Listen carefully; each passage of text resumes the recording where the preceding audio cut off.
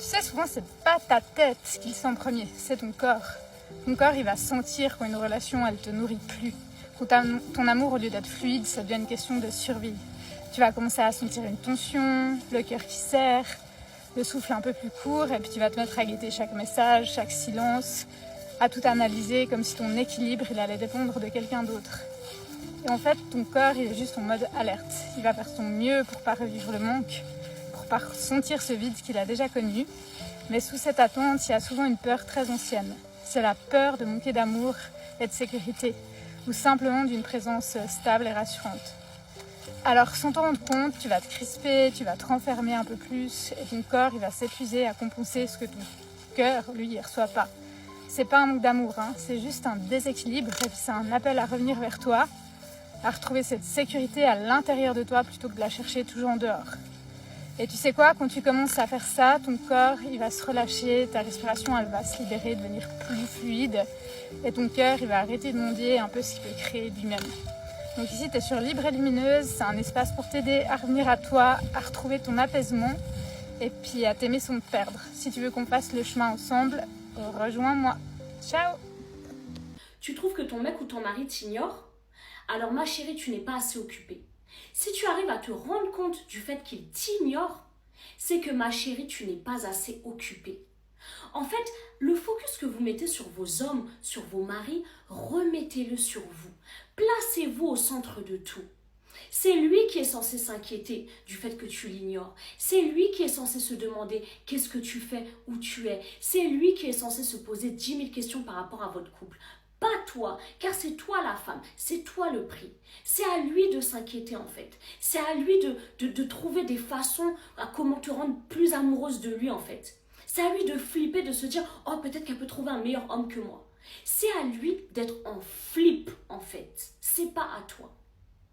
Donc si tu arrives à te rendre compte du fait qu'il t'ignore, c'est que tu n'es pas assez occupée ma chérie. Trouve-toi des hobbies, fais des choses qui te plaisent, travaille, je sais pas, fais quelque chose, va faire tes ongles, va faire tes cheveux, vois des amis, mais sois occupé. En fait, quand tu n'es pas occupé et que toute ta vie tourne autour de ton homme, c'est très toxique, c'est pas bon pour ta santé mentale. Parce que la moindre chose qui se passe, tu remarques tout. En fait, tu remarques tout parce que tu n'es pas occupé. En fait, l'homme en question occupe la majeure partie de ton cerveau. Il est dans ta tête en fait. Il prend toute la place dans ta tête. Et ça, c'est pas bon, mes chéris. Soyez toujours occupés. Un homme ne doit occuper que 15 à 20% dans votre tête. Pas plus. Un homme ne doit occuper que 15 à 20% dans votre tête. Et quand c'est votre homme, pas plus. Votre vie ne doit pas tourner autour de cet homme-là. Sinon, vous êtes à sa merci. Sinon, vous perdez tout votre pouvoir dans la relation ou dans votre mariage, mes chéris. Mon fils a fait peur à un bébé et franchement j'ai trouvé cette scène mais magnifique. Alors évidemment les parents ont très mal réagi, ils ont crié, ils m'ont dit qu'il fallait que mon fils s'excuse et ils ont essayé de disputer mon fils. Mais moi je n'ai pas voulu parce que pour moi ce qu'il a fait c'est un acte de développement émotionnel très important dans l'enfance. Il a crié « bouh !» très fort et le bébé a pleuré. Moi j'ai tout de suite vu dans les yeux de mon fils qu'il venait de comprendre quelque chose de vraiment fondamental.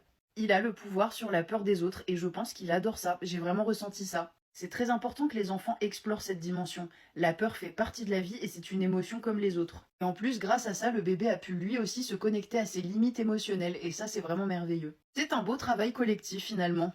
Et quand la maman m'a dit « Mais madame, votre enfant a traumatisé mon enfant », je lui ai répondu « Non, il a offert une expérience sensorielle unique à votre bébé, madame ». Je trouve qu'il y a quelque chose de très Halloween là-dedans, un petit symbole. Halloween, c'est la fête de la vie, de la mort, de la peur et aussi de la liberté d'expression. Donc non, je n'ai pas puni mon fils et dans mon petit carnet, à l'endroit où il y était écrit « Exploration de la peur », j'ai pu noter « Validé ». On dirait que j'ai fumé une substance illicite. Pas du tout, je suis juste extrêmement fatiguée, mais ça c'est mes yeux à chaque fois quand je suis fatiguée. J'ai passé une très longue journée, mais je voulais parler d'un truc en fait. J'étais sur Snap, je discutais avec une pote à moi, une très très bonne amie à moi, et elle m'annonce qu'elle fait une période d'abstinence.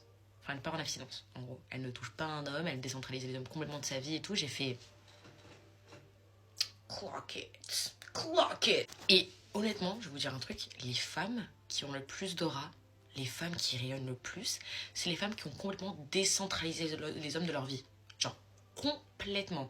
Et moi, je vous le dis, je peux remarquer une femme qui n'a aucune influence masculine dans sa vie. Ça se voit, mais d'une façon, je ne sais même pas comment expliquer. Je connais une fille, je la connais pas personnellement, mais je pense en particulier d'une fille que je suis, genre on est mutuelle sur TikTok et je la suis sur Instagram. Elle est tellement, mais quand je vous dis elle rayonne d'une façon, elle est tellement magnifique, aucun homme, mais quand je vous dis aucun homme la mérite, mais même genre s'il y avait un homme à côté d'elle, ça niquerait tout. J'ai même pas les mots tellement qu'elle est magnifique, j'ai même pas les mots, même moi je suis amoureuse d'elle en fait. Moi je lui donnerais tout.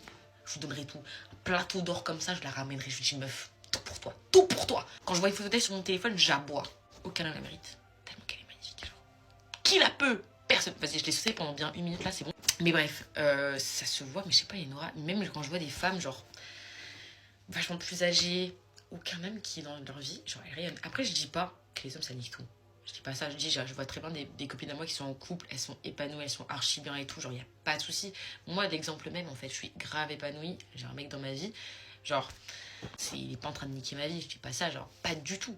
Mais en plus, genre, il est venu dans ma vie au moment où je voulais vraiment aucun lien avec les hommes. Il a persévéré, hein. Je l'ai recalé 2 fois. J'étais en mode, bah non, moi, je suis bien solo et tout, mais il a su me charmer. Ce qui était assez difficile, il a su me charmer. J'ai eu le temps un peu de tomber dans le panneau. Mais je dis, en tout cas, sur si, parce qu'on ne sait pas comment la vie est faite, hein, qui sait, on va se séparer, je sais pas. Vraiment, moi, je dis la vie, elle est faite à base de plein de surprises. Si on se sépare, soit je serai triste, j'aurai un peu le cœur brisé, genre.